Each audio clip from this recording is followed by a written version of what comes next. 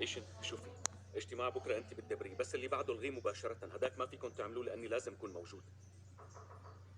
ادخل. تجمع لي احسن الرجال تبعنا، 5 دقايق ورح نتحرك من هون. لوين يا بيك؟ طرابزون. بالطيارة؟ اللي لشوف كيف رح تفوت السلاح على الطياره. فهمت يا بيك، رح حضر السيارات فورا.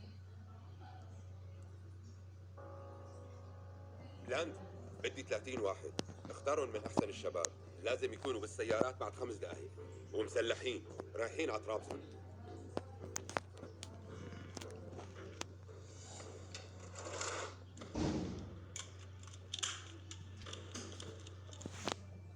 كأنك عم تبالغ شوي. عن شو عم تحكي ايش؟ ليش كل هالسلاح؟ لاني رح اضطر ادفن كم جثه قبل ما ارجع نفس. جثث شو؟ المشكلة فينا نحلها بطريقة متحضرة.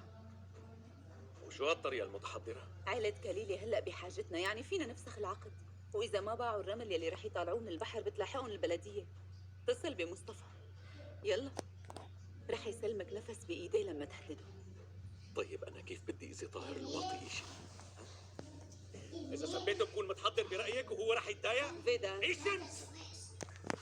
الحقير خطف لي ابني ومرتي بسبب هداك الواطي. لي 18 ساعة من غير نفس، وإذا ما حطيت 18 رصاصة بصدر هداك الحيوان ما رح أكون متحضر، عم تفهمي؟ لا ما رح تعمل هيك شيء، اهدى ولا تتهور. فيدا توعدني، وعدني هلأ وإلا. ليش شو بتعملي ايشن؟ شو بتعملي؟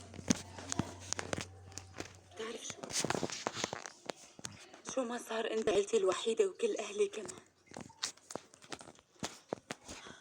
انت اكتر من ابن عم، انت روحي واخي الوحيد. لهيك انا ما فيني اغدر فيك، بتعرف مو هيك؟